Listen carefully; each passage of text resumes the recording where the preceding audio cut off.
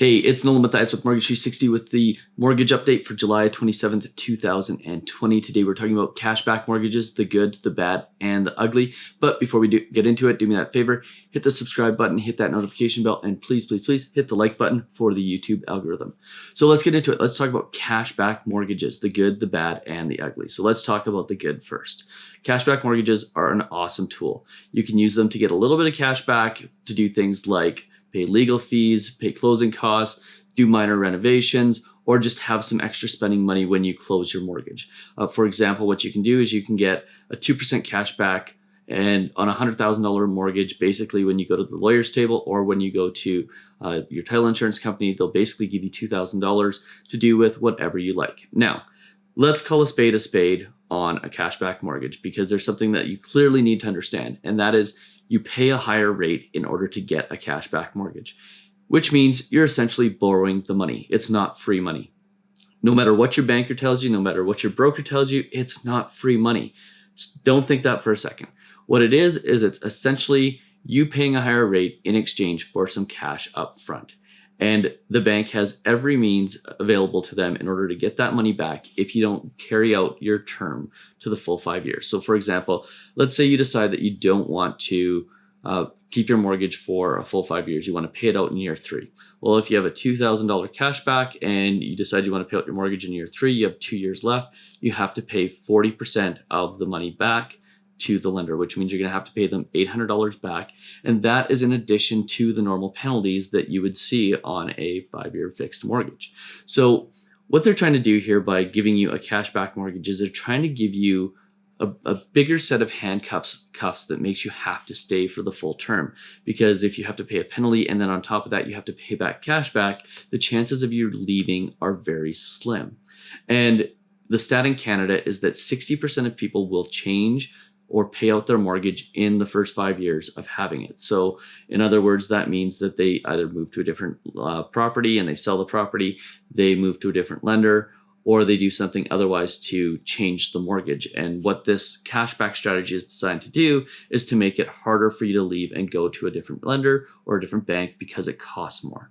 So, something that you clearly need to understand is 1, you're borrowing the money, and 2 is that it's making it more expensive for you to leave that lender if you decide you don't like them. And most people do at some point decide that they want to switch to a different lender or sell their property. So keep that in mind.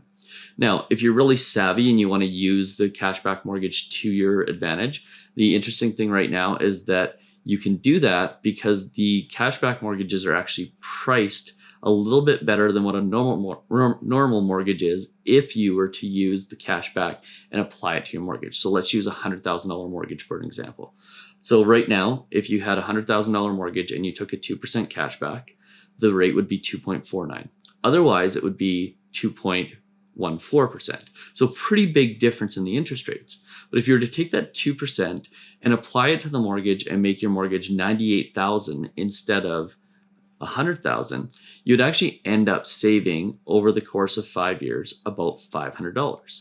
You pay about $480 a year over the 5 years, more in payments, but you end up owing about $1,000 less at the end of the term, so you net out about $500. Now, on a $100,000 mortgage, not a big deal, but if you have a $500,000 mortgage, you end up saving about $2,500 over the first 5 years. So if you're savvy and you use the money for that reason, and you know unequivocally that you're not going to have to pay out the mortgage, it can end up being a really good tool.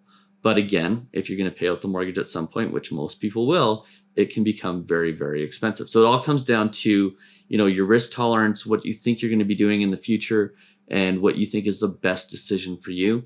And it's one of those cool scenarios where you can pay a higher rate and actually end up paying less money over the term of the mortgage, which is what we're all about at Mortgage 360. It's about figuring out how to actually save money, not just focusing on how low of an interest rate that we got. So pretty cool tool. We love it. Now, as always, on our weekly updates, we want to give you the interest rates, and let's get into that real quick before we finish the video. What we want to talk about today is what the variable rates are at and what the fixed rates are at. Fixed rates as of right now, and I'm just looking at my rate sheet here, we can get a 5-year fixed rate as of today for as low as 1.89%. Now, the standard, all the product features, the good mortgages, the not crappy mortgage, we kind of have this vision where we want to put an end to crappy mortgages in the Canadian mortgage industry. But if we're looking at the not crappy mortgage, the interest rates are about 2.14%, which is a little bit higher, but gives you much more flexibility over time. And flexibility ends up being what saves you money over time. So flexibility is good. Flexibility is always cheaper. As far as variable rates go, we can get a variable rate right now for as low as 1.7% or prime minus 0.75. That is with a bona fide sale clause and no refinance clause. Again, it takes away your flexibility. With a variable rate mortgage, I would never recommend that you have a variable rate mortgage that doesn't allow you to switch lenders, because there is going to be opportunities to get lower rate variable mortgages in the future. If you want a full featured variable rate mortgage right now, the price is 1.99%, which is pretty good.